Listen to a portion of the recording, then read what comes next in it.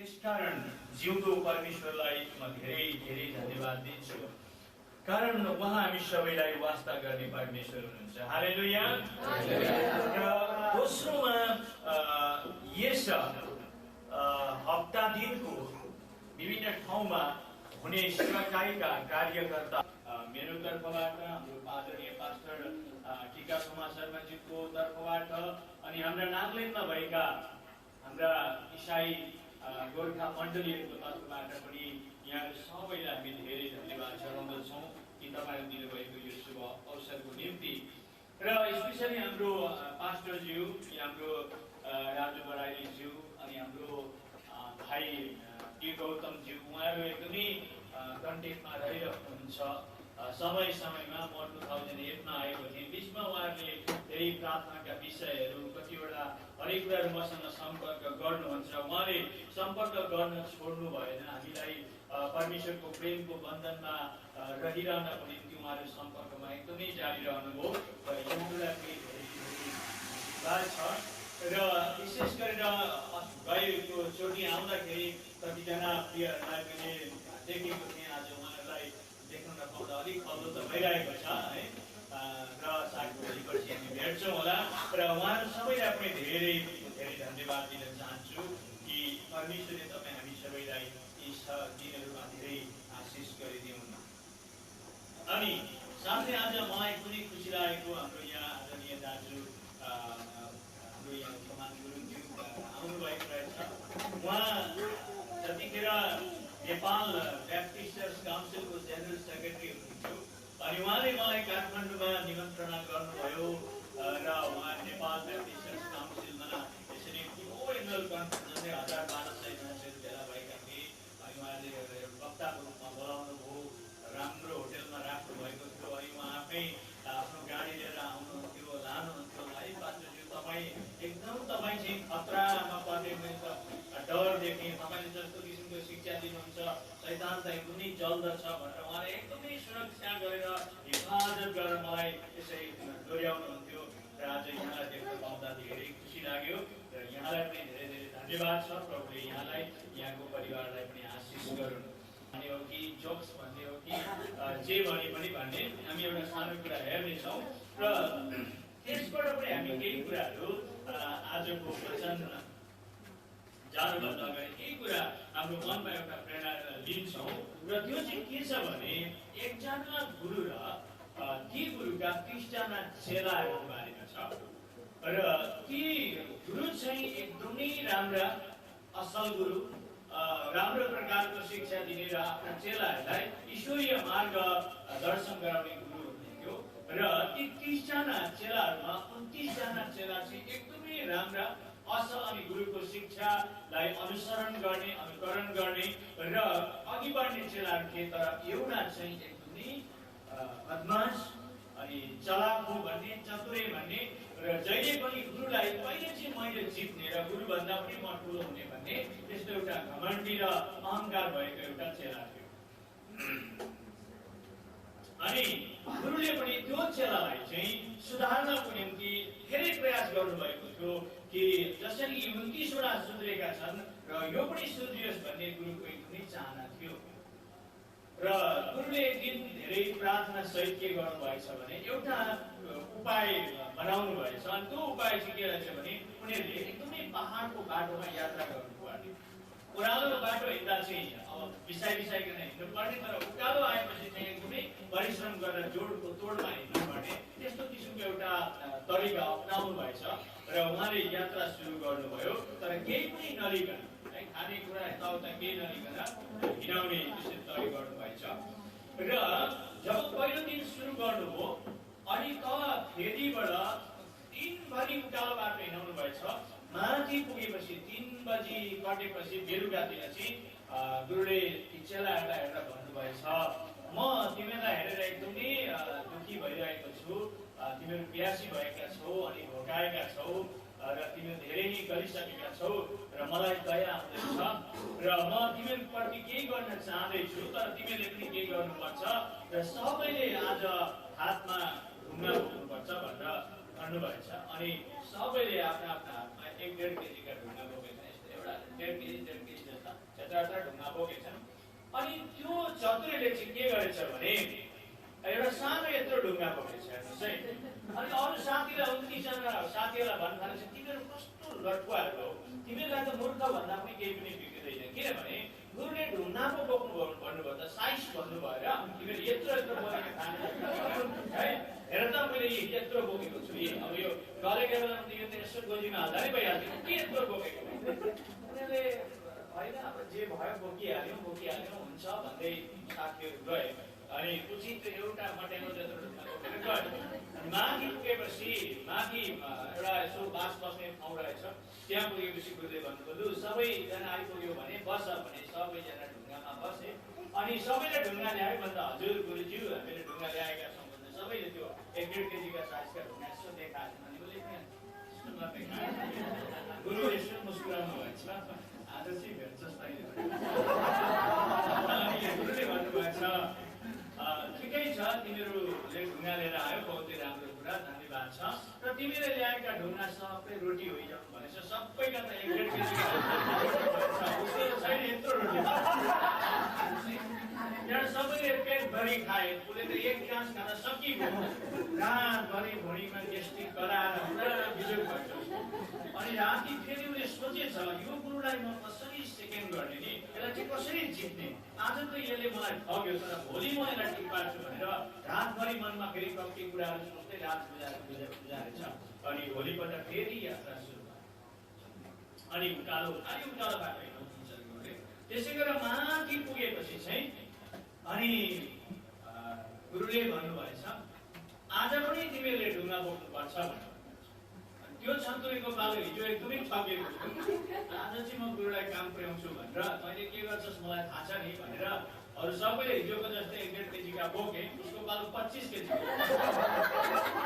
गाडामा बोकेर उकालोमा रड्दै पछाडि गएछु। अनि माथि पुगेपछि अनि गुरुले भन्नुभयो सबैले ढुङ्गा ल्यायो भने उसले पनि एकदमै पछाडि छ फेरि उठाएर देखाएको छ के ल्यायो भने गुरु निकै मुस्कुराउनु भएछ। त्यहाँबाट गुरुले के भन्नुभएछ भने सबैले ढुङ्गा ल्याएको निम्ति धेरै धेरै धन्यवाद छ र यो ढुङ्गालाई तिमीले आज भिरबाट लडाइदियो। यस दिन त झन् भुर्तुक्कै भएछ त्यो चतुरे थियो। उसले चाहिँ सोचेको थियो 25 केजीको ढुङ्गा बोकेको छ 25 दिनलाई अवश्य पनि खाने पुग्छ, यो गुरुलाई खुसामा गइरहेको पर्दैन भनेर सोचेको थियो। गयो भिरबाट त्यो ढुङ्गा। त्यस दिन पनि भोक्दै सुत्नु परेछ। अनि दुखी भएर चिन्तित भएर गुरुदेखि रिसले मुरमुरिएर रात कुरा बुझाएर पर्सिपल्ट फेरि यात्रा सुरु भयो। सुरु भएर त्यसरी उकालो बाटो जब हिँडेर माथि पुगेपछि गुरुले भन्नुभयो आज चाहिँ सबैले 2टा ढुङ्गा बोक्नु पर्ने छ भन्नु। सबैले त्यसै गरेर सदाको जस्तै एउटा हातमा 1.5 केजीका ढुङ्गा यसो बोके हिँड्न थाले। उसले धेरै दिमाग लगाएको छ के गरौँ भन्ने। अनि उसले चाहिँ जसै होस् उसले अलिकति गुरुको कुरामा अब यताउता बिगार्ने काम मात्रै गर्थ्यो र उसले सोचेको छ यी सबैले त एउटै साइजका बोके म चाहिँ बोक्दिनँ किनभने म चाहिँ ठगिन्न भनेर उसले चाहिँ एउटा चाहिँ सानो बोकेछ एउटा चाहिँ ठुलो बोकेछ। रोटी बनाउनु भयो भने 2टै देखाउँछु, एउटा ठुलो पनि छ सानो पनि छ। अनि त्यहाँबाट भिरबाट लडाउनु भयो भने 2टै लडाउँछु तर म भारी चाहिँ 2टा चाहिँ गरौँ चाहिँ बोक्दिनँ भनेर एउटा यत्रो अनि एउटा यत्रो बोकेर गएछ। माथि पुगेपछि गुरुले फेरि सबैलाई बसाएर सबैले ल्याउनु भयो भन्दा हजुर ल्याएकोले पनि देखायो ल तिमीहरू 3 दिन हिँड्दाखेरि यति साह्रो थाकेर तिमीहरूका खुट्टा पनि फुटेका छन् र म तिमीहरूलाई एकदमै दयाले भरिएको छु र तिमीले ल्याएका ढुङ्गा चाहिँ सबैका जुत्ता भइजाउन् भनेको सबैका साइजका भइजाउन्।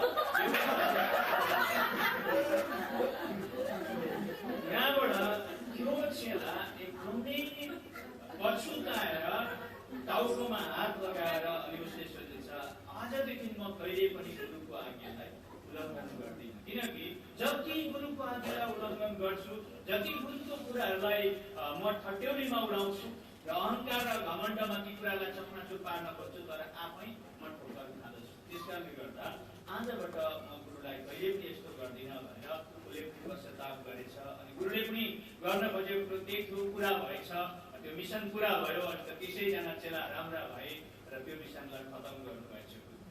त यो कुरो मैले किन भन्न चाहेको भने कहिलेकाहीँ हामी इसाईहरू हुनभन्दा बढी हुन्छ। जति हुनु पर्थ्यो त्यति नभएर त्योभन्दा बढी हुन्छौँ र हाम्रो जीवनमा हामीले प्रभु येशू ख्रीष्टका आज्ञा पालन गर्न सक्दैनौँ अनि उहाँले पनि हाम्रो जीवनमा केही कामहरू गर्न सक्दैनौँ अनि हामीले पनि ठोकर खान्छौँ र हामी कहिलेबाट उठ्छौँ भित्र हुन्छौँ। हाम्रो सेवाकाई गर्ने व्यक्तिहरू धेरै आशिषित भएर शिखरमा पुगेका पनि मैले देखेको छु र प्रभुले तपाईँ हामी सबैलाई यो एउटा सानो एउटा कथाबाट पनि आशिष गरून् र आउनुहोस् आज हाम्रो आदरणीय पास्टरज्यूले भने जस्तै तपाईँहरूको बिचमा मैले तुलना गर्दै बाइबल र वैदिक धर्मशास्त्रलाई तुलना गर्दै केही कुराहरू बताउन गइरहेको छु र मैले त्यो तुलनात्मक सन्देश हजुरहरूलाई दिनुभन्दा अघि के भन्न चाहन्छु भने जब हामी प्रचार गर्न निस्किन्छौँ त्यतिखेर हामीले 3 किसिमका मानिसहरूलाई पाउँछौँ। पहिलो चाहिँ जब हामी प्रचार गर्न जान्छौँ उहाँले के भन्नुहुन्छ भने स्वागत गर्नुहुन्छ, राम्रो सुन्नुहुन्छ अनि कसैले प्रभुलाई ग्रहण पनि गरिहाल्नुहुन्छ।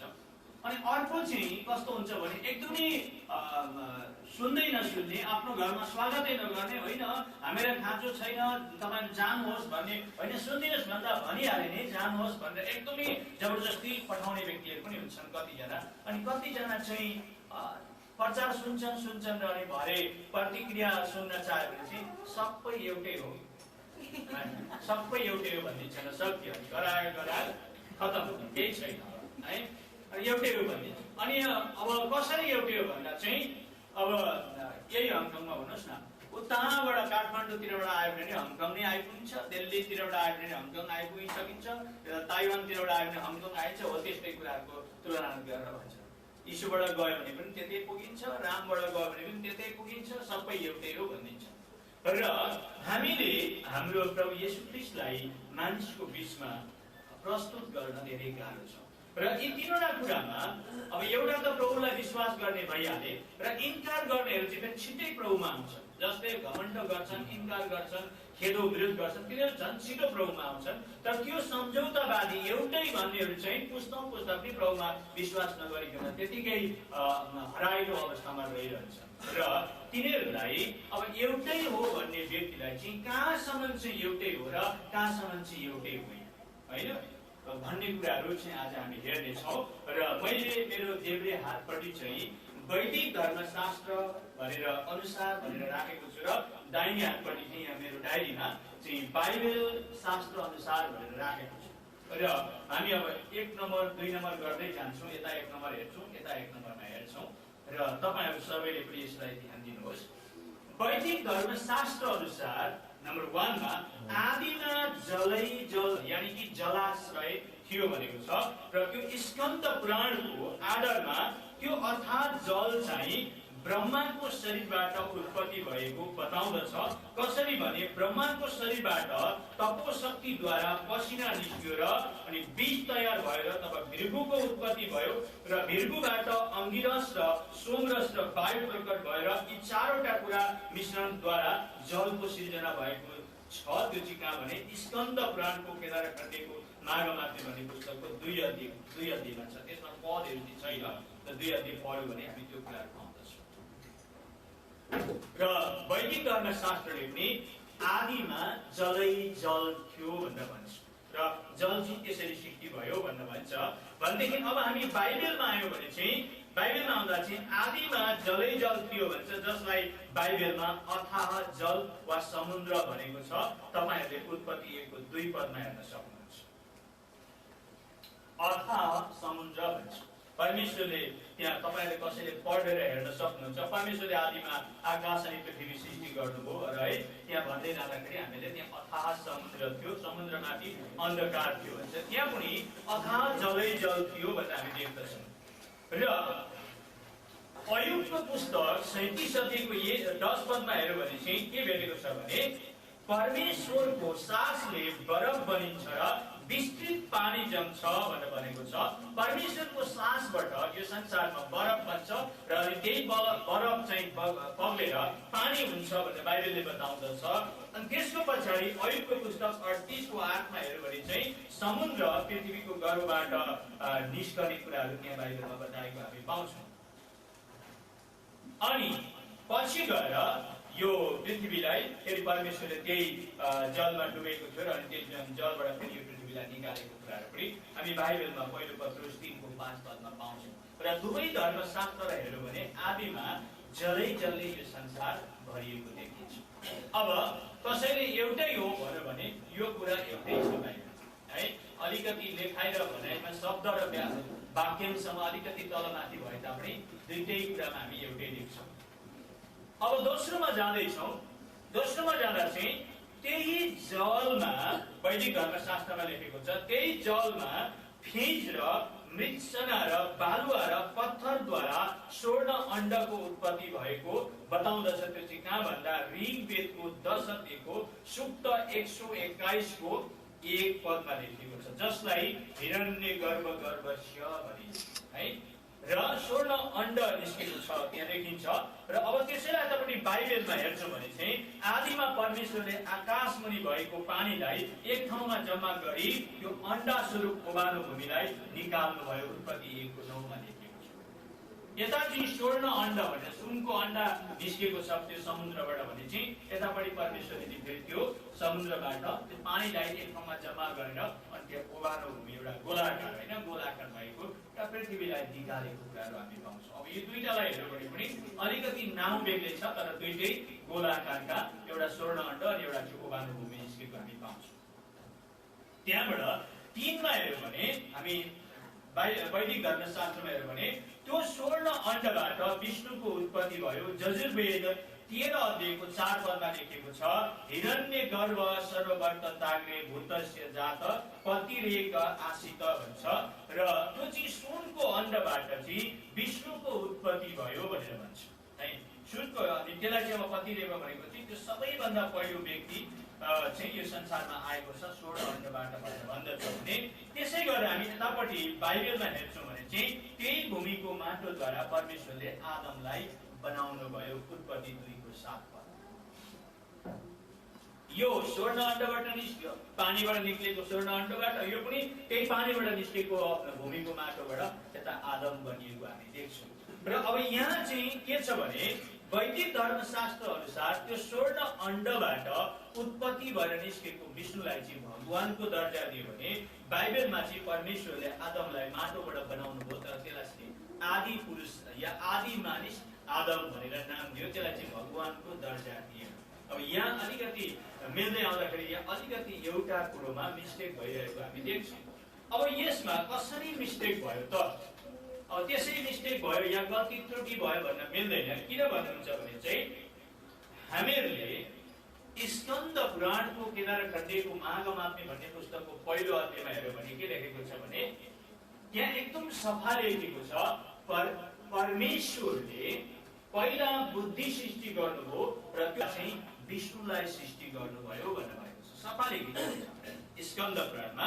अनि महोपनिषदको 52 पदमा के लेखेको छ भने यथा ब्रह्मा विष्णुश्च रुद्रश्च सर्वभूत जायत नाशमेवानुधावन्ति सारिनानव पाडव भन्छ, जसको अर्थ चाहिँ ब्रह्मा विष्णु महेश्वर यी सृष्टिकर्ता परमेश्वर होइनन्, सृष्टि गरिएका प्राणी हुन्, एक दिन यिनीहरूको लय भएर जान्छ।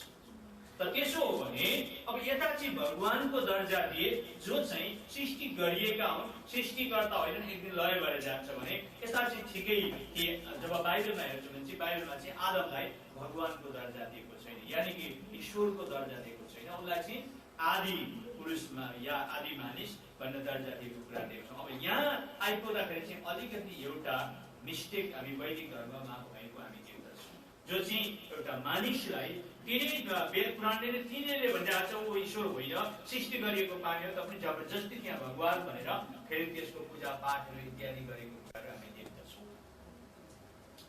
अझै अब हामी अघि बढ्छौँ। अब तपाईँले यी कुराहरूबाट केही कुराहरू बुझिराख्नु भएको छ मलाई थाहा छ कि अब 4 मा हेर्दा विष्णुको उत्पत्ति भएपछि त्यो स्वर्ण अण्डको खबटाबाट लक्ष्मी र शेषनागको उत्पत्ति भयो भनेर बताउँदछ 4 है। जब त्यो विष्णु सुनको अण्डाबाट निस्क्यो अनि अण्डाबाट निस्केर उसले माथि खडा भएपछि उसले के भन्यो भने एकोहम बहुसम भनेर भन्यो, एक्लै छु म धेरै हुनुपर्छ भनेपछि त्यो उसले त्यो शब्द बोलिसक्दाखेरि वैदिक धर्मशास्त्रमा लेखेको छ त्यो सुनको खबटाबाट लक्ष्मी र शेषनागको उत्पत्ति भएको, शेषनागको उत्पत्ति भएको देखाइन्छ। र त्यसै गरेर जब हामी बाइबलमा हेर्छौँ भने बाइबलमा हेर्दाखेरि 4 मा एदेनको बगैँचामा आदम, हव्वा र सर्पलाई देखिन्छ है। यतापट्टि पनि विष्णु, लक्ष्मी र शेषनाग, एउटा पुरुष एउटी स्त्री एउटा साप देखिन्छ भने बाइबलमा पनि एदेनको बगैँचामा हेर्यो भने आदम, हव्वा र तिनीलाई छल गर्ने सर्प देखिन्छ।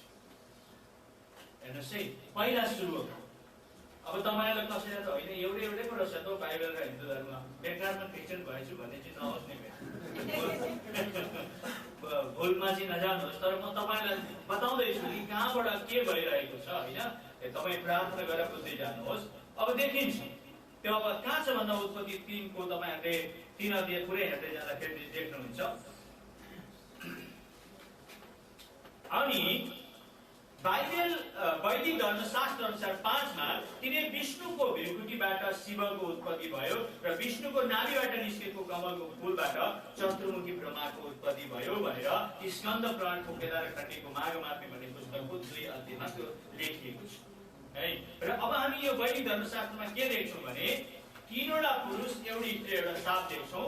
विष्णु, शिव, चतुर्मुखी ब्रह्मा अनि लक्ष्मी र शेषनाग देख्छौँ भने अब हामी फेरि यता बाइबलमा आउँदा जब त्यो एदेनको बगैँचामा आदम, हव्वा र त्यो सर्पको संसर्ग भएपछि चाहिँ पछि कैन र हाबिल जन्मियो। त्यता पनि इतिहासमा हेर्दाखेरि आदम, कैन, हाबिल अनि हव्वा र एउटा साप देखिन्छ। दुवै धर्मशास्त्र हेर्दा एउटै कुरो भइरहेको हामी देख्दछौँ। तर अब उता चाहिँ ती दुईटा पुरुषलाई पनि भगवानको दर्जा दिएको छ, जसरी विष्णुलाई दिएको छ, शिवलाई पनि चतुर्मुखीलाई दिएको छ। तर यता चाहिँ कैन भइहाल्यो, त्यो तपाईँको दुष्टता व्यक्ति छ जलप्रलयको अघि। त्यो हो हिन्दू धर्म अनुसार हरिचन्द्र राजा। श्रीमद् देवी भागवत हरिचन्द्र राजाको कथामा छ, त्यो चाहिँ तपाईँले हेर्नु देख्नुहुन्छ। अध्याय 7 मा तृतीय खण्डको हामीले 174 पदबाट हेर्दै गयो भने हामी त्यो कुराहरू भेट्छौँ कि एउटा व्यक्ति हिन्दू धर्ममा पनि जिउँदै स्वर्ग गएको छ। र हामी त्यसैलाई फेरि यहाँ बाइबलमा आएर हेर्छौँ भने हाम्रो बाइबलमा पनि कोही एउटा जलप्रलय अघि जिउँदै स्वर्ग गएको छ भन्दा त्यो देख्छौँ। त्यो चाहिँ को अरे भन्दा त्यसको नाम चाहिँ हनोक हो। उत्पत्ति 5 को 24 पदमा छ। ऊ पनि जिउँदै स्वर्ग गयो है। धन्यवाद। यहाँ हामी यस्ता मिल्दाजुल्दाहरू कुरा देख्छौँ। र फेरि 7 मा जब हामी आउँछौँ भने पहिला जलप्रलय हुँदाखेरि हिन्दू धर्म अनुसार त्यहाँ पनि 8 जना मान्छे बाँचेका छन्। त्यो कहाँ लेखेको छ भने महाभारतको वन पर्वको मनु र मत्स्य अवतार वर्णनको 602 पदमा लेखेको छ। त्यहाँ के लेखेको छ भने एक दिन कृष्ण चाहिँ राति खेलिरहेको थियो, रातभरि खेलिरहेको थियो। सुतायो, फेरि उठेर बाहिर गयो, अनि फेरि सुतायो, उठेर बाहिर गयो। अनि राति जसोदाले के भन्छ भने ऊ परबाट हाउ आयो मलाई खान्छ भन्दाखेरि कृष्णले जसोदा मैयाको काखमा बसेर के भन्छ भने हे माता, अघि जब प्रलय भयो बचाई सप्तऋषि र मनुएका मात्र पहिले थिएन कोही हाउ, कसरी यो कुरा मान्नु मैले भन्छ है। अनि वैदिक धर्मशास्त्रले पनि जलप्रलयमा सप्तऋषि र मनुएक भन्दा कति भयो? 7 वटा ऋषि, मनुएक 8 वटा छ। र बाइबलमा पनि हामीले हेर्यो भने उत्पत्ति 7 को 13 पदमा हेर्यो भने आदिमा जलप्रलय हुँदाखेरि त्यहाँ पनि 8 जना मान्छे बाँचेका थिए। को भन्दा नुहाको श्रीमती 2 जना, 3 भाइ 5 जना र 3 बुहारी 8 जना मान्छे बाँचेका। अब यहाँसम्म हेर्दै आउँदा हामी मिल्दाजुल्दा कुराहरू भेटिरहेका छौँ। र 8 मा जाँदाखेरि दाहिनेपट्टि अब वैदिक धर्मशास्त्र यानि कि हिन्दू धर्मशास्त्र अनुसार जलप्रलयपछि एउटा व्यक्ति जिउँदै स्वर्ग गएको छ। त्यसको नाम युधिष्ठिर राजा हो। र महाभारतको पाण्डव स्वर्गारोहण खण्ड भन्ने त्यो भेटिन्छ। र त्यसै गरी हामी बाइबलमा हेर्छौँ भने प्रलयपछि जिउँदै एउटा स्वर्ग जाने व्यक्ति छ, त्यसको नाम चाहिँ एलिया हो। दोस्रो राजा 2 को 1-18 पदमा हेर्यो भने हामी त्यो कुरा पाउँछौँ। यतापट्टि युधिष्ठिर भनेको छ, यतापट्टि एलिया भनेको छ है। दुईटै अक्षर स्वर वर्णबाट उठेको छ। र फेरि हामी 9 मा यता हिन्दू धर्मशास्त्र न त जन्म न त मृत्यु यी कुनै कुराको पनि उल्लेख छैन र आदि र अन्त्य नभएको भनेको छ। स्कन्द पुराणको केदार खण्डीको माघमार्गे भन्ने पुस्तकको 13 अध्यायमा त्यो कुरा लेखिएको छ भने हामी फेरि यतापट्टि बाइबलमा हेर्छौँ भने सलोमका पुजारी मल्कीसेदेकलाई पनि भनेको छ बिना पिता बिना माता बिना वंश अनि बिना आदि र अन्त्य नभएका हिब्रू 7:3 मा हेर्यो भने हामी त्यो कुरा देख्छौँ। तर अब यता वैदिक धर्मशास्त्रमा चाहिँ एउटै कुरो छ तर शिवलाई चाहिँ भगवानको दर्जा दिएको छ भने यता यी मल्कीसेदेकलाई चाहिँ एउटा सेलेमको यानि कि जेरुसलेमको पुजारी मात्रै दर्जा दिएको छ। यी भगवानको दर्जा चाहिँ दिएको छैन। हामी त्यो देख्दछौँ। अब यहाँ अलिकति कहाँ त्रुटि हुँदै आइरहेको छ, कहाँ चाहिँ अलिकति गराइमा अलिकति अमिलो छ भन्ने कुराहरू देखाउँदैछु तपाईँहरूलाई। र 10 मा गएपछि वैदिक धर्मशास्त्र अनुसार कृष्णको जन्म बारेमा भविष्यवाणी गरेको छ। श्रीमद् भागवत कृष्ण चरित्रको अध्याय 10 को तृतीय खण्डको 4 पदमा लेखेको छ भने यसै गरेर हामी यताबाट 10 मा बाइबलमा हेर्छौँ भने पुरानो नियमका धर्मशास्त्रहरूले पनि भविष्यवाणी गरेको अनुसार नै ख्रीष्ट यीशुको पनि जन्म भएको छ। यसैया 7:14 मा, यसैया 9:6 मा, मत्ती 1:18-25 मा आयो भने भविष्यवाणी पूरा हुँदै ख्रीष्ट जन्मिएको हामी देख्दछौँ। यता कृष्ण जन्मिँदा पनि आदिकालमा भविष्यवाणी भएको थियो। त्यो चाहिँ कसरी भन्दा अदिति र कश्यप भन्ने दुईजना व्यक्ति चाहिँ एकदमै विष्णु भक्त थिए तर उनीहरूको घरमा सन्तान थिएन अनि उनीहरूले धेरै वर्ष तपस्या गरेपछि विष्णु खुसी भएर के को लागि तपस्या गर्यो भन्दाखेरि हाम्रा घरमा छोरो छैन र हामीलाई तपाईँ जस्तै छोरो चाहिएको भन्दाखेरि अनि विष्णुले भन्छ अहिले त म तिमीलाई छोरो भएर म तिमीहरूको छोरो भएर जन्मिन सक्दिनँ तर द्वापरयुगको अन्तमा मेरो कृष्ण अवतार हुँदा तिमीहरूको घरमा म छोरो भएर जन्मिन्छु भनेर त्यो अदिति र कश्यपलाई भनेको थियो। अनि पछि आएर ती अदिति र कश्यपले चाहिँ वसुदेव र देवकी भएर जन्मिए अनि त्यो देवकीको गर्भमा कृष्ण जन्मिए भनेको छ भने बाइबलमा पनि हामीले धेरै यस्ता भविष्यवाणीहरू देख्छौँ। ती भविष्यवाणी पुरा हुँदै आएर ख्रीष्ट जन्मिएको देख्छौँ। र यहाँ अलिकति नाम उच्चारणमा यतापट्टि कृष्ण भनेको छ, यतापट्टि कृष्ण भनेको छ। कति मान्छेले जिब्रो लटपट्याएको त होइन भनेर कतिले यो कुरामा शङ्का पनि गर्दछ। कृष्ण र कृष्ण एउटै हो पनि भन्छन् है। उस्तै छ भने अलिकति यसो जिब्रो बिगारेर पो यतापट्टि कृष्ण भन्यो उतापट्टि कृष्ण भन्यो भन्न चाहिँ एउटै हो तर कसैले गल्ती गरेको पनि भन्छ कतिले है। र मिलाउन खोज्छन् र यसरी किनभने यी दुवै कुरालाई हेर्दै जाँदाखेरि हामी भविष्यवाणी बढै भएको छ।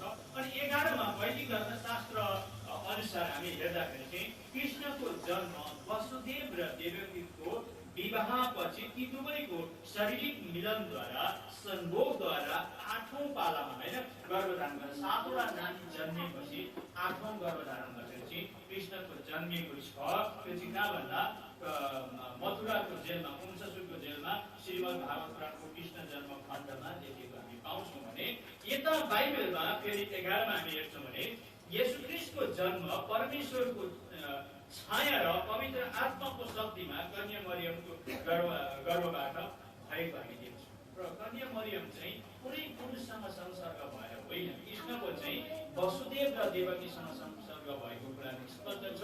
र देवकीले अरू 7वटा नानी पाइसकेकी थिए र 8औं पालीमा कृष्णलाई जन्माएको देख्छौँ भने येशू ख्रीष्टको आमा चाहिँ मरियम हो र मरियमको जसेसँग मगनी भएको थियो तर तिनीहरूको विवाह हुन अघि नै परमेश्वरले पठाउनु भएका स्वर्गदूतले जब सन्देश दिएपछि चाहिँ मरियम चाहिँ परमेश्वरको छाया मरियममाथि पर्छ अनि पवित्र आत्माद्वारा ती गर्भवती भएर यसुलाई जन्माएको कुरा देख्छौँ। अब यहाँ आउँदाखेरि कृष्णको जन्म र कृष्णको जन्ममा आकाश र पातालको फरक भएको हामी देख्छौँ। अनि कतिलाई यो कुरा चित्त बुझ्दैन होला कसरी चाहिँ पुरुष बिना चाहिँ त्यसले नानी पाइन्छ होइन। संसारमा त त्यस्तै हो, कसरी पाइन्छ पुरुषसँग संसर्ग नभइकन त असम्भव छ नानी पाउनको निम्ति। हुन त अहिले त अब वैज्ञानिकहरूले विभिन्न साधनहरू निकालेको छ तर अब त्यो यतिखेरको कुरामा त त्यो साधनहरू पनि थिएन। त अब यो कुरा कहाँ छ भन्नुहुन्छ भने विश्व पुराणको 32 पर्वको 32 पदमा लेखेको छ ईसामस्य धर्मश्च सुरैरागवै संस्थितम् ईसामस्य इति च मम नाम प्रतिष्ठितम् ईसा पुत्र कुमारी गर्भ जन्म सम्भव है। र र ईसा मसीह भन्ने व्यक्ति चाहिँ त्यो चाहिँ सुरै धागले त्यसको भनेको त्यसले यस्तो प्रकारले पृथ्वीमा उसको धर्मलाई स्थापना गर्छ कि यति साह्रो बलियो गरेर स्थापना गर्छ सुरै धागले संस्कृत भनेको त्यसले कसैले पनि त्यो उसले गरेको स्थापना गरेको धर्मलाई तोडफोड गर्न सक्दैन अनि त्यो व्यक्ति चाहिँ कन्याको गर्भबाट जन्मिन्छ अनि त्यसको नाम चाहिँ महु भन्ने नाममा स्थापना हुन्छ। अब बाइबललाई कतिले झुटो भन्यो भने तपाईले हिन्दू धर्मलाई त कसरी झुटो भन्ने हैन।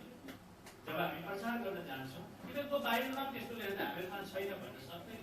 अनि त्यसै गरेर मैले कुरान धर्मशास्त्रमा पनि हेरेको छु। कुरानले चाहिँ के यो कुरालाई मान्यता दिन्छ भन्दा कुरानमा एन्जिल स्वरूप छ। एन्जिल स्वरूपको सुरा अल तरियम भन्नेको 66 अध्यायको 12 पदमा के लेखेको छ भने अल्लाहले आफ्नो रूह पठाएर कन्या मरियमलाई गर्भवती गराउँछिन् र अनि त्यो कन्या मरियमले एउटा ईसा नबी भन्नेलाई जन्माउँछ अनि त्यो ईसा नबी चाहिँ अल्लाहको दर्जा बराबरको हुनेछ र त्यसले अन्तमा संसारमा भएका सबै मानिसको कयामत गर्नेछ भनेर कुरानमा एन्जिल स्वरूपको सुरा अल तरियमको 66 अध्यायको 12 पदमा लेखेको छ। त भनिसकेपछि विश्वमा सबैभन्दा प्रमुख धर्मशास्त्र यी तीनटा हुन्, बाइबल, हिन्दू धर्मशास्त्र अनि कुरान शास्त्र।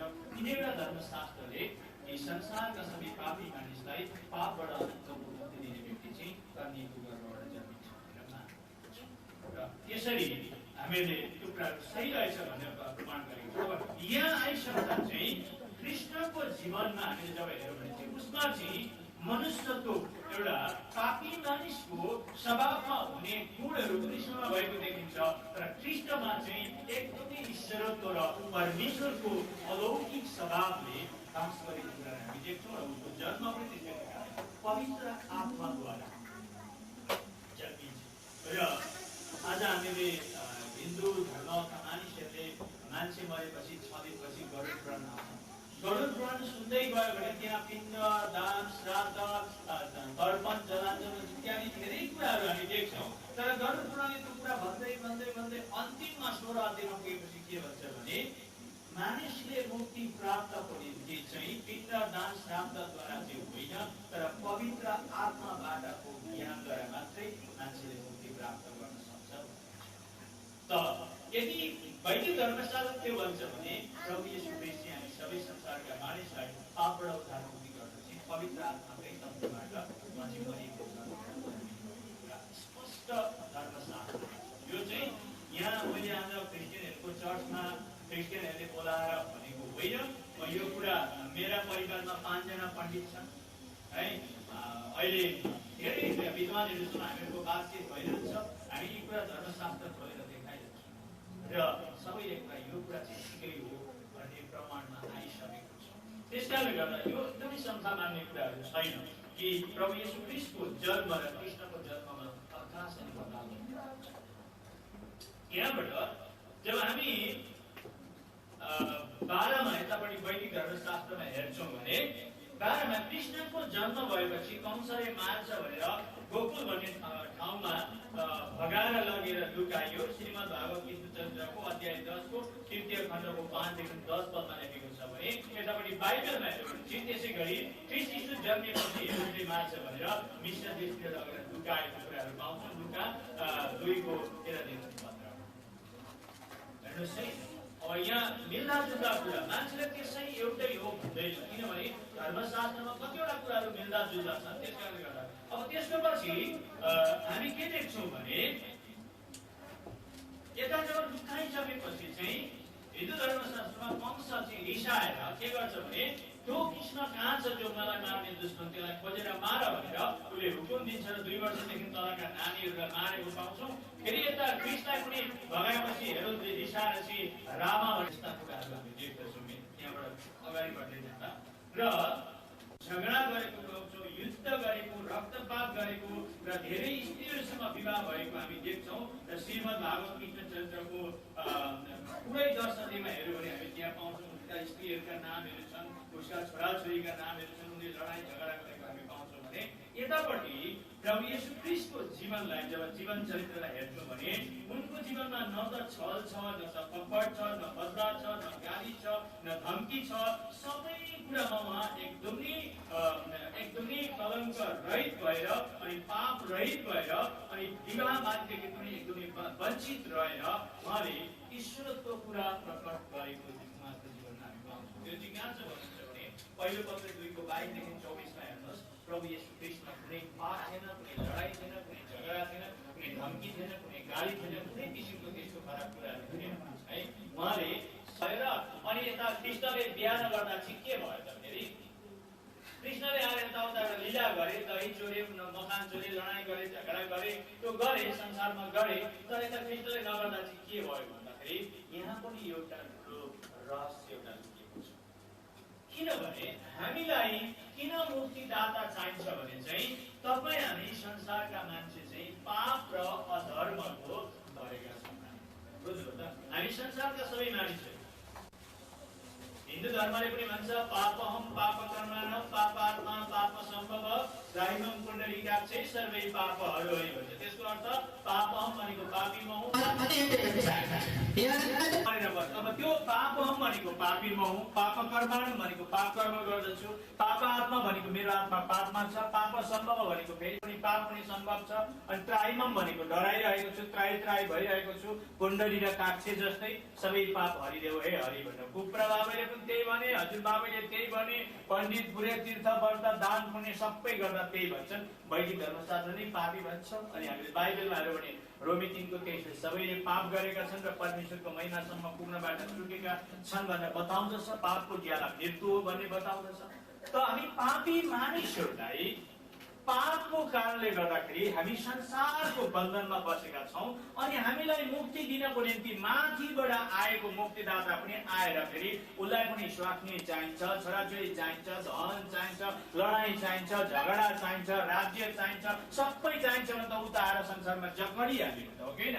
संसारमा आएर परिहाल्यो, उसले कसरी हामीलाई मुक्ति दिन सक्छ त? अनि हामीलाई त्यो सबै कुराबाट मुक्ति दिनको निम्ति चाहिँ एउटा अलौकिक स्थानबाट आएको व्यक्ति चाहिन्छ र जुन चाहिँ स्थान यस्तो हुनुपर्छ कि त्यहाँ चाहिँ कहिले मृत्यु हुनु हुँदैन, त्यहाँ कहिले लडाई हुनु हुँदैन, त्यहाँ झगडा हुनु हुँदैन, त्यहाँ जन्मिनु हुँदैन, त्यहाँ मर्नु हुँदैन, त्यहाँ जाति हुनु हुँदैन, त्यहाँ कुनै भाषा हुनु हुँदैन, त्यहाँ कहिले पनि अँध्यारो हुनु हुँदैन, सधैँ उज्यालो हुनुपर्छ। त्यो अनन्तसम्म सधैँ हाँसी खुसी र आनन्द गर्ने एउटा धामबाट आएको व्यक्ति हो। आएर संसारमा त्यो सबै कुरा नगर्नुको विशेष कारणहरू छ। उहाँले किन कसैकी छोरीलाई उहाँले बिहे गर्न चाहनु भएन भन्दा चाहिँ जब हामी बाइबलको गहिराइमा जान्छौँ भने संसारमा भएका सबै मानव जातिको सृष्टिकर्ता चाहिँ पिता परमेश्वर हुनुहुन्छ र सबैले उहाँलाई पिता भन्छन् र अनि प्रभु येशू ख्रीष्ट चाहिँ पिताको एकलौटे पुत्र हुनुहुन्छ अनि हामी सबै चाहिँ यो संसारमा भएका पिताका छोराछोरी हौँ। र प्रभु येशूले आएर यहाँ कसैको छोरीलाई बिहे गर्छ भन्दाखेरि चाहिँ उहाँले चाहिँ अब आफ्नै दिदीबहिनीकी छोरीलाई बिहे गरेको जस्तो हुन्छ। उहाँले साइनो मिच्नुहुन्छ किनभने उहाँ पिताको पुत्र हुनुहुन्छ अनि हामी सबै पिताका छोराछोरी हौँ। कसरी उहाँले आएर आफ्ना पिताकी छोरीलाई बिहे गर्नुहुन्छ? तपाईँले बाइबलमा कहीँ परमेश्वरका नाति नातिना भनेर देख्नु भएको छ? होइन। सबै बाइबलमा आदिकालदेखि अहिलेसम्म परमेश्वरका छोराछोरी भनेको छ, हो कि होइन? त्यस कारणले प्रभु येशूले आएर त्यो संसारमा आफ्ना दिदी बहिनीसँग उहाँले बिहे गर्न सक्नु भएन। बुझ्नुभयो त? उहाँ सबैको, सबै जाति, सबै भाषा, सबै राष्ट्र, सबैको उहाँ चाहिँ के हुनुहुन्छ भने साइनो पर्ने दाजुभाइ हुनुहुन्छ। किनभने हामी सबैको पिता एउटै हुनुहुन्छ अनि प्रभु येशूलाई एउटै पिताले आफ्नो एकलौटे पुत्र भनेर पठाइदिनु भयो। र अनि उहाँ चाहिँ यस्तो ठाउँबाट आउनुभयो जहाँ चाहिँ बाइबलले हामीले बाइबलमा प्रकाशको पुस्तक 21 अध्यायमा नयाँ जेरुसलेमको वर्णन हेर्यो भने चाहिँ त्यहाँ चाहिँ त्यस्तो संसारसँग कुनै पनि कुराको सम्बन्धित छैन। र योहन्ना 8 को हामीले 21-22 मा हेर्यो भने चाहिँ उहाँ चाहिँ माथिबाट आएको हुनुहुन्छ अनि हामी चाहिँ तलका हौँ। त्यसकारणले गर्दाखेरि उहाँले यो संसारमा आएर त्यो विवाह बारी लडाई झगडा चोरी जारी केही पनि गर्नु भएन। तर त्यस्तोमा परेका मानिसलाई पाप र अधर्मबाट छुटकारा दिनको निम्ति उहाँ काल्पनिक क्रुसमा बलिदान भएर आफ्नो शरीरमा भएको पवित्र रगत बगाएर सबै पापीको पापको प्रायश्चित गराइदिनु भयो र अनि मरेर 3 दिन पछाडि उहाँ बौरी उठेर अनि उहाँले मृत्यु र पाप र अधर्म सबैलाई जितेर अनि उहाँ खडा भएर सबै मानव जातिको उद्धारकर्ता र मुक्तिदाता गराउनु भएको कुरा हामी पाउँछौँ। त्यस कारणले गर्दा ख्रीष्ट येशूको जीवनमा आएपछि अब हामीले एउटा अलौकिकता भन्ने कुराहरू अनि ईश्वरत्व भन्ने कुराहरू र अनि हामी मानव जातिदेखि एकदमै फरक अनि जसले चाहिँ हामी सबैलाई संसारबाट तार्न सक्नुहुन्छ। अनि यो कुरा हामी देख्छौँ। अब यतापट्टि 14 मा जाँदा कृष्ण आफ्नो र 56 कोटी यदुवंशीहरूले दुर्वासा ऋषिबाट पाएको श्रापको कारण मर्नुभयो। श्रीमद् भागवत कृष्ण चरित्रको पुरै 11 अध्यायमा हेर्यो भने हामी पाउँछौँ कृष्ण चाहिँ 56 कोटी यदुवंशीहरूले चाहिँ एउटा दुर्वासा भन्ने ऋषिलाई जिस्काएको कारण श्रापित भएका थिए। अनि ऊ पनि यदुवंशी कुलमा जन्मेको कारण तिनै सबैको पापमा परेर त्यो पापको प्रायश्चित गर्न नसकिकन श्रापको वशमा परेर कृष्ण आफै पनि मर्नुभयो भएको हामी देख्छौँ। तर हामीले 14 मा यतापट्टि बाइबलमा हेर्यो भने ख्रीष्ट येशू अरूको पापको प्रायश्चितको निम्ति बलि भई मर्नुभयो। पहिलो पद 2:24 मा छ। उहाँ चाहिँ निष्पाप हुनुहुन्थ्यो, निष्कलङ्क हुनुहुन्थ्यो। उहाँमा कुनै त्यस्तो किसिमको अधर्म र पाप थिएन। तर उहाँले हामी सबै संसारका मानिसको पापलाई आफ्नो जीवनमा बोकेर उहाँ बलिदान हाम्रो पापको प्रायश्चितको कारण भएर बलिको थुमा भएर उहाँ बलिदान भएको कुराहरू हामी पाउँछौँ। र 15 मा कृष्णको शरीरको मृत्यु भयो र तर ऊ पुनर्जीवित भई उठेन, आत्मा चाहिँ वैकुण्ठ गयो भनेको छ श्रीमद् भागवत कृष्ण चरित्रको 12 अध्यायमा। कृष्ण पनि मर्यो र उसको शरीर संसारमै पोल्ची, आत्मा पनि वैकुण्ठ गयो भन्छ। तर 15 मा येशू ख्रीष्टको शारीरिक मृत्यु भयो र फेरि पुनरुत्थान भयो। उहाँ सशरीर नै स्वर्गरोहण भएर जानुभयो। यूहन्ना 20:1 मा र प्रेरित 1:11 मा हेर्यो भने हामी त्यो कुराहरू पाउँछौँ। कृष्णलाई मृत्युले जित्यो। उहाँले कृष्णले मृत्युलाई जित्न सकेनन्। मृत्युले जित्यो, मरेपछि मरेको मरे भयो, उसको आत्मा निस्केर वैकुण्ठ गयो भन्ने छ। तर ख्रीष्टको जीवनमा मृत्यु आएको थियो, उहाँ शरीरमा मर्नुभयो, गाडिनु भयो। तर तेस्रो दिनपछि उहाँ सदाको लागि पुनर्जीवित भएर उठ्नु भएर 40 दिनसम्म आफ्ना चेलाहरूको साथमा रहेर 40 दिनपछि उहाँ सशरीर नै 500 भन्दा बढी मान्छेलाई देख्दा देख्दै उहाँ स्वर्गरोहण भएर जानुभएको कुराहरू पाउँछौँ। शरीरमै, आत्मामा होइन, आत्मामा होइन, शरीरमै उहाँ स्वर्गरोहण भएर गएको हामी देख्दछौँ। बाइबल धर्मशास्त्र मैले अघि पढेँ। र अब हामी यता 16 मा आउँछौँ। कृष्णको आत्मा वैकुण्ठ गएपछि फेरि बुद्ध अवतार भयो र संसारलाई शान्ति दिन होइन तर आफ्नै शान्ति र मुक्तिको निम्ति भनेर गरुड पुराणको 8:12 पदमा लेखेको हामी पाउँछौँ। अनि त्यसै गरेर 16 मा जब ख्रीष्टको अनन्तको धाममा पिता कहाँ पुग्नुभयो तब संसारमा भएका मानिसहरूलाई शान्ति र सल्लाह र सहयोग र शिक्षा र उहाँले भनेका सबै कुराको याद दिलाउन पवित्र आत्मालाई पठाउनु भयो भनेर बाइबलले बताउँछ। जब उहाँ पिता कहाँ पुग्नुभयो र त्यो पवित्र आत्मालाई पठाउनु भयो अनि उहाँ चाहिँ कसैको गर्भमा आएर कसैको छोरा भएर जन्मिनु भएन। पेन्टिकोस्टको दिनमा बाइबलमा हामीले प्रेरितको पुस्तक 2 अध्यायबाट पढ्दै जाँदा हेर्छौँ, जब ती 120 जना चेलाहरू प्रार्थना गरिराख्दाखेरि चाहिँ पवित्र आत्मा कसरी आउनुभयो भने हावाको झोक्का र आगाका जिब्राहरू आएर ती भएर आएर ती 120 जना चेलाहरूको जीवनभित्र प्रवेश गर्नुभयो र तिनीहरूलाई शक्तिशाली बनाएर जेरुसलेमदेखि पृथ्वीको अन्तसम्म तिनीहरूलाई प्रचार प्रसारको काममा अघि बढाउनु भएको कुराहरू हामी पाउँछौँ।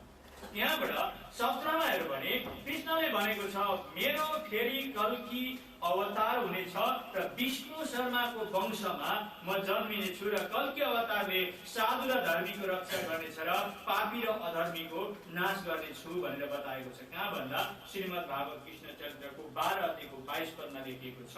र हामी यतापट्टि 17 मा बाइबलमा हेर्यो भने चाहिँ प्रभु येशू ख्रीष्टले पनि भन्नुभएको छ म फेरि आउनेछु, अचानक आउनेछु, आकाश गतिद्वारा सबैको न्याय गर्न, विश्वासीहरूलाई अनन्तसम्मको नयाँ जेरुसलेम स्वर्गीय धाममा र विश्वास नगर्नेहरूलाई अनन्तसम्मको मृत्यु दण्ड दिनलाई आउँछु भनेर उहाँले भन्नुभएको छ। अब यहाँ पनि देखिन्छ कृष्णपछि कल्की अवतार चाहिँ एउटा विष्णु शर्मा भन्ने वंशको परिवारमा जन्मिने, कुनै स्त्रीको गर्भबाट जन्मिने र साधु र धर्मीहरूको रक्षा गर्ने, पापीहरूको नाश गर्ने भनेको छ। अब यस कुरालाई पनि हामीले अनुसन्धान गरेर हेरेका छौँ कि एउटा साधुले पनि जब उसले आरती गर्छ भने के भन्छ भने हरि ओम पापहम पाप कर्माणम पापात्मा पाप सम्भव भन्छ उसले पनि। बद्रीनाथमा गयो भने त्यहाँ पण्डाले पनि त्यही भन्छ। केदारनाथमा गयो भने, काशी गयो, हरिद्वार गयो, ऋषिकेश गयो, जहाँ विद्वान पण्डितहरू सबैले त्यही भन्छ, सबैको जीवनमा पापले प्रभुत्व गरेको हामी देख्छौँ। तर यदि अब कृष्णको कल्की अवतार आउने हो भने त उसले त सबैलाई नै नाश गर्ने रहेछ। तर हामी ख्रिस्टलाई हेर्यौँ भने चाहिँ हामी के देख्छौँ भने ख्रिस्ट यीशुले चाहिँ के भन्नुभयो भने मैले आजभन्दा अब 2000 वर्ष अगाडि संसारमा आएर सुसमाचार प्रचार गर्ने आफ्ना चेलाहरूलाई आज्ञा दिएको छु र संसारभरि उहाँको संसारभरि नै उहाँको मुक्ति र शान्ति र अनन्त जीवनको सुसमाचार प्रचार भएको छ। त्यो सुनेर विश्वास गर्नेहरूलाई चाहिँ म अनन्तको मुक्ति दान दिनको निम्ति आउनुहुनेछ। अनि विश्वास नगर्नेहरू चाहिँ जो चाहिँ अब परमेश्वरलाई जसले यो विश्व ब्रह्माण्डको रचना गर्नुभयो, तपाईँ हामी सबैलाई हामी आमाका गर्भमा रचना गर्नुभयो, जसले तपाईँ र मलाई चलाउ गर्ने प्राणी बनाउनुभयो, मलाई विश्वास नगरेर संसारका प्रकृति आदि ढुङ्गा बुढा रुखपात खोला नाला देवी देउरालीतिर पनि भरोसा राख्छौँ भने चाहिँ अनि हामी सबैको आत्मा चाहिँ परमेश्वरलाई विश्वास नगरेको कारण न्यायकर्ताको रूपमा आउनेछौँ है। त्यो तरवार चलाउन, टाउको काट्न, लडाउन, मार्न होइन, न्यायकर्ता जजमेन्टको काम गर्न आउनेछु।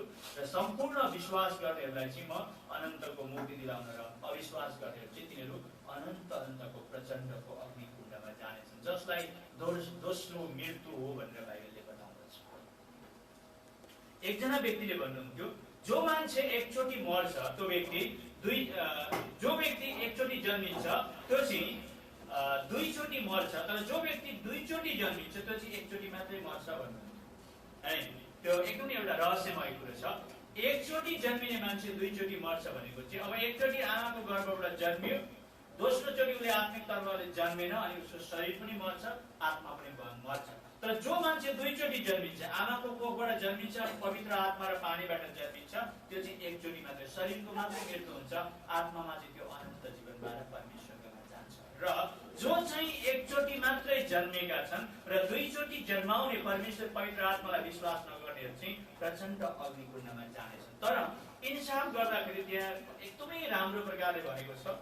प्रभु यीशुले के भन्नुभएको छ भने जब म इन्साफ गर्न सेतो सिंहासनमा आएर बस्नेछु त्यतिखेर मेरा सामनेबाट पुरानो आकाश र पुरानो पृथ्वीहरू सबै हटेर जानेछ र तिनीहरूको निम्ति कतै पनि ठाउँ हुने छैन। अनि पृथ्वीमा भएका, समुद्रमा भएका, पातालमा भएका, अग्निकुण्डमा भएका सबै आत्माहरू चाहिँ तिनीहरूले मकहाँ दिनेछन् र ती सबै मेरा अगाडि बस्नेछन् र अनि म तिनीहरूलाई इन्साफ गर्दा चाहिँ पहिला म पुस्तकहरू खोल्नेछु भनेको छ। त्यो चाहिँ हामीले गरेका सुकर्म र कुकर्मको पुस्तक। परमेश्वर जहिले पनि सुकर्म एउटा पुस्तकमा लेख्नुहुन्छ, कुकर्म एउटा पुस्तकमा लेख्नुहुन्छ। अनि उहाँले देखाइदिनुहुन्छ कहिले यहाँ कुकर्म गरिस्, यहाँ सुकर्म गरिस्, यहाँ कुकर्म सबै देखाइदिनुहुन्छ। अनि अर्को चाहिँ जीवनको पुस्तक हुन्छ र यी पुस्तकहरू खोलेर हामीले गरेका सबै काम देखाएर चाहिँ हो कि होइन भनेर सोधेर चाहिँ हो भनेर स्वीकार गरेपछि मात्रै त्यसो भए अब त त्यता जा नराम्रोमा अनि अब त चाहिँ अब हो कि होइन भनेर हो भनेपछि लु यता जा होइन त स्वर्गमा। यसरी उहाँले हाम्रो इन्साफ गर्नुहुन्छ।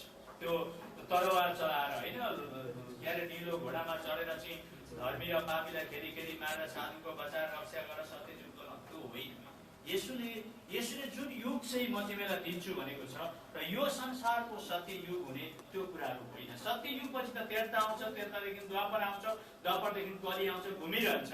तर प्रभु येशूले चाहिँ अनन्तको राज्य म स्थापना गर्छु भन्नुभएको छ है।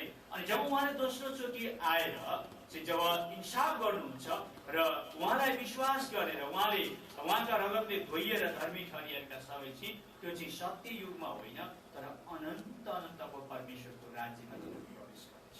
र यसरी हामीहरूले तुलना गरेर हेर्दाखेरि चाहिँ ख्रिस्टको जीवनमा आउँदाखेरि चाहिँ कुनै पनि भगवान, कुनै पनि देवी, कुनै पनि देवता, कुनै पनि अवतारहरूले चाहिँ ख्रिस्टको जीवनको सत्य कथामाथि उनीहरूले अधिकार प्रभुत्व जगाउन सकेको छ।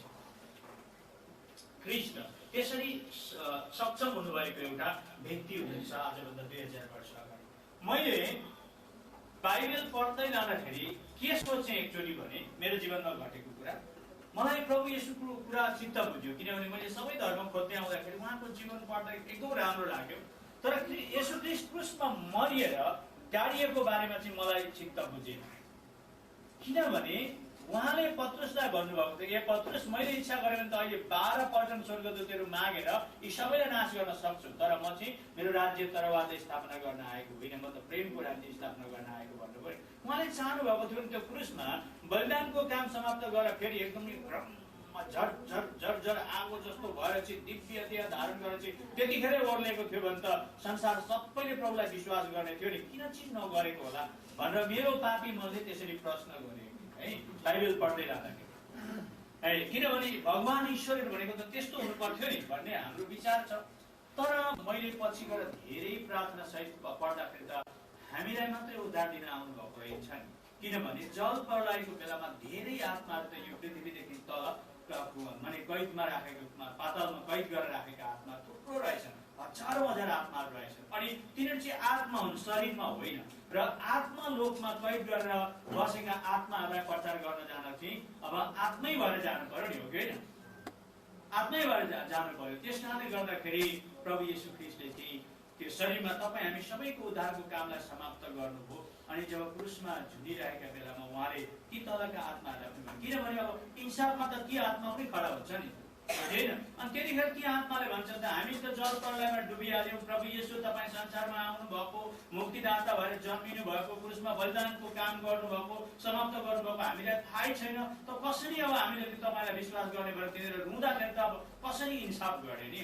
त्यस कारणले प्रभु येशू तिनीहरूलाई पनि प्रचार गर्नको निम्ति ल है म संसारको मुक्तिदाता भएर आएको छु भने त्यो शरीरलाई केही समयको निम्ति त्यही कब्रस्तानमा छोडेर उहाँ पाताल लोकमा गएर प्रचार गर्नुभएको रहेछ।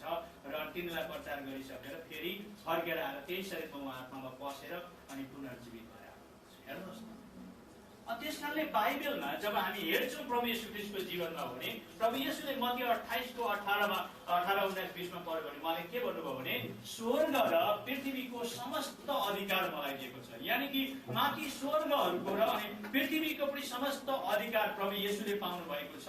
र हामीले प्रकाशको पुस्तक 1:18मा हेर्यो भने पाताल र मृत्युका चाबीहरू पनि उहाँका हातमा छ। बुझ्नुभयो त? अनि उहाँ सबैभन्दा उच्च त्यो धामबाट ओर्लेर आउनुभयो र सबैभन्दा तल्लो ठाउँमा पनि पुग्नुभयो र अनि त्यो तल्लो ठाउँबाट पुगेर अनि सबै कुरालाई परिपूर्ण पार्न पनि ती सारा स्वर्गहरूभन्दा माथि उठेर पनि उहाँले चाहनुभयो। त्यस कारणले गर्दा जब हामी ख्रीष्टको जीवनमा हेर्छौँ भने चाहिँ मृत्युलाई पनि उहाँले जित्नु भएको, पाताललाई पनि उहाँले जित्नु भएको, स्वर्गीय स्थानमा भएका सबै स्थानहरूलाई पनि उहाँले जितेर आफ्नो बसमा पारेर अनि उहाँ चाहिँ अनन्त अनन्तको धाममा गएर पिताको दाहिनेपट्टि बस्नु भएको। अनि फेरि संसारलाई हिसाब गरेर अनि उहाँलाई विश्वास गर्नेहरूलाई चाहिँ अनि उहाँले पिताका घरमा अनन्तको राज्यमा लान र उहाँलाई विश्वास नगर्ने चाहिँ दोषी ठहरेर प्रचण्ड अग्निकुण्डमा पठाउने आउने एकमात्र राजाहरूका राजा र प्रभुहरूका प्रभु चाहिँ प्रभु येशू ख्रीष्ट हुनुहुँदो रहेछ भनेर हामीले यसरी दाँजेर हेर्दाखेरि प्राप्त गर्न सकेका छौँ।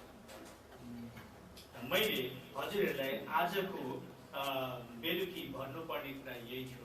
र अब यो भनाइबाट तपाईँहरूलाई म के भन्न चाहन्छु भने हामी विश्वास गर्नेहरूले चाहिँ हामीले यहाँबाट के लिनुपर्छ भने यसरी सम्पूर्ण धर्मशास्त्रलाई पनि दाँजेर हेर्न जाँदाखेरि चाहिँ प्रभु येशू ख्रीष्टको प्रभुत्व सबैमाथि अधिकार पूर्ण सहितको रहेछ भने चाहिँ हामीले त्यस्तो सर्वश्रेष्ठ, सर्वशक्तिमान, सर्वाधिकारी, सर्वोच्च परमेश्वरको एकलौटे पुत्रलाई प्राप्त गरिसकेका छौँ। स्वर्गहरूको, पृथ्वीको र पातालको साँचा र मृत्युका साँचा भएको सबै हातमा भएको व्यक्तिलाई विश्वास गरेका छौँ भने चाहिँ हामी चाहिँ ख्याल ठट्टा गर्ने इसाईहरू चाहिँ होइनौँ है। हामी चाहिँ त्यो के भन्यो भने यसो हप्ते अनुसार, ऋतु अनुसार, महिना अनुसार परिवर्तन भइराख्ने है, कहिले मलको कहिले ढलको भइराख्ने चाहिँ होइनौँ।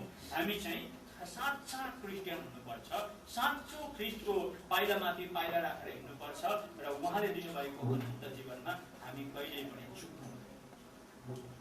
र यस शिक्षाको आधारमा म तपाईँलाई के भन्छु भने आजको यस सभामा आउनुभएका प्रत्येक दाजुभाइ दिदीबहिनीले चाहिँ के भन्नुपर्छ भने मुक्तिमा चाहिँ म चाहिँ नम्बर 1 छु है। मुक्ति चाहिँ मैले पाएको छु, म यीशुको रगतले सम्पूर्ण प्रकारले धोइएको छु, शुद्ध पारिएको छु, म निष्कलङ्क निष्पापी भएको छु र अब यो निष्कलङ्क निष्पाप भएको जीवनमा प्रभु येशू ख्रीष्टका सम्पूर्ण आज्ञा पालन गर्दै पवित्र आत्माको सङ्गतिमा जिउँदै जबसम्म प्रभु येशू ख्रीष्टको दोस्रो आगमन हुँदैन या मेरो शरीरको मृत्यु हुँदैन, म अन्तिम घडीसम्म पनि आज्ञाकारी हुँदै म मेरो जीवनलाई व्यतीत गर्छु। अनि जब मेरो मर्ने समय आउँछ त्यतिखेर जसरी प्रभु येशूले क्रुसमा होइन सबै काम अब यो सबै सिद्धियो भनेपछि पिता यो मेरो आत्मा लिनुहोस् भनेर अर्पण गरियो नि होइन। हामी पनि मर्ने बेलामा ल मैले उत्तम लडन त लडेँ, ठिक प्रकारले दौडेँ, मेरो सबै काम सिद्ध्याएँ, प्रभु अब मलाई लिनुहोस् भनेर मर्ने विश्वास राखेर तपाईँ र म अघि बढ्नुपर्छ। तब तपाईँ र मेरो एकचोटि मृत्यु हुन्छ, तर हामी अनि सदाको निम्ति जीवित भएर पिताको राज्यमा गएर अनन्त अनन्तको शान्ति मुक्ति प्राप्त गर्छौँ। हामी विश्वासीहरूले चाहिँ यो विचारमा हामी कहिले पनि टल्नु हुँदैन। यही आधारमा तपाईँ र मेरो युनिटी हुनुपर्छ। कहिलेकाहीँ हामीहरूको बिचमा झगडा आउँछ, मिसअन्डरस्ट्यान्डिङ हुन्छ, यो हुन्छ त्यो हुन्छ, सबै भएको त्यो चाहिँ शैतानकै काम हो र त्यो शैतानलाई नै दिएर र हामी चाहिँ ख्रीष्टका भएर ती सबै कुरालाई चाहिँ पैतालालाई कुल्छेर हामी चाहिँ ख्रीष्टमा प्रेममा अगापे प्रेममा होइन शान्तिमा मुक्तिमा धार्मिकतामा पवित्रतामा शुद्धतामा भएर चाहिँ हामी अघि बढ्नुपर्छ। अनि यदि आज यहाँ कोही पनि प्रभु येशू ख्रीष्टलाई विश्वास नगरेको, आजसम्म नगर्नु भएको या स्वीकार नगर्नु भएको, ग्रहण नगर्नु भएको कोही व्यक्ति हुनुहुन्छ, तपाईँले यो दाँजेर हेर्ने कुरालाई देख्नु भएको छ। यो कुरो बनौटी कुरो होइन, मैले अघि भनिसकेको छु। यो कुरा पण्डित पुरोहित मुल्ला मल्सी सबै राखेर पनि हामी घोषणा गर्न सक्छौँ। किनभने हामी पनि धर्मशास्त्र पढेर आएको व्यक्तिहरू हौँ र तपाईँले कर्मश सुन्न सक्नुहुन्छ र यो सत्य कुरालाई तपाईँले आज सुन्नु भएको छ। र प्रभु येशूले के भन्नुभएको छ भने नजानिकन नसुनिकन त मान्छेले उद्धार मुक्ति पाउँदैन है। उसले नजानेको अवस्थामा गरेका कुराहरू त उसको क्षमा माफ पनि हुन सक्छ, तर जानेर बुझेर पनि प्रभु येशू ख्रीष्टलाई ग्रहण गर्दैन भने चाहिँ त्यसको गतिविधि चाहिँ गएर अन्तिममा प्रचण्ड अग्निकुण्डमा गएर तडपिनुपर्छ।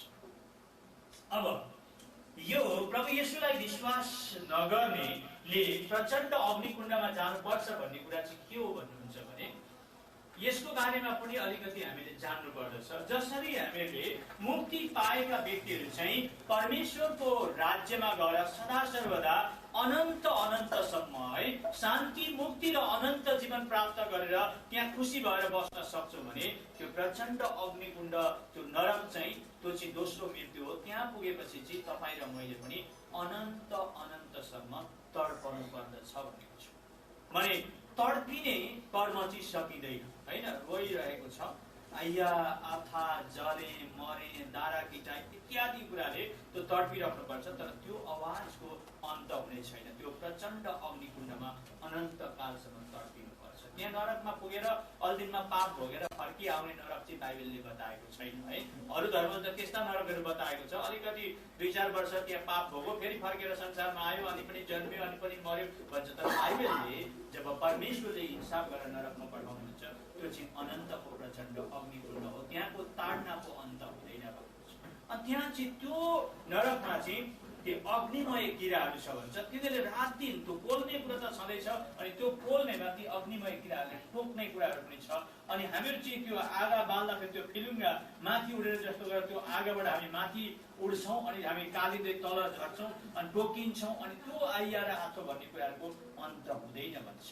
प्रचण्ड अग्निकुण्ड जहाँ अग्निमय किराले तपाईँ र मलाई रात दिन डस्नेछ, जहाँ गएपछि तपाईँले र मैले परमेश्वरलाई अब्बा भन्न पनि सक्दैनौँ, मलाई आएर बचाउनुहोस् भन्न पनि सक्दैनौँ, किनभने इन्साफ भइसकेको छ, न्याय भइसकेको छ। अनि हामी प्रचण्ड अग्निकुण्डमा तडपिनुपर्छ। तर त्यो कुराबाट बचाउनको निम्ति आजभन्दा 2000 वर्ष अगाडि हाम्रो प्रभु येशूले कति दुःख भोग्नु भएको छ है। तपाईँहरूले जिजस फिल्म हेर्नुभयो होला, आजकल त टिभीमा जताततै गुड फ्राइडे इस्टर सन्डेमा दिन्छ र कति दुःख भोग्नु भएको छ। उहाँको दुःखको हामीले कुनै पनि तुलना गर्न सक्दैनौँ र त्यो दुःख त्यो कष्ट सबै कुरालाई जितेर गौरी उठ्नु भएको प्रभु येशूलाई आफ्नो व्यक्तिगत मुक्तिदाता भनेर ग्रहण गर्नुभयो भने तपाईँहरू सबैको निम्ति शान्ति र मुक्ति र अनन्त जीवन छ।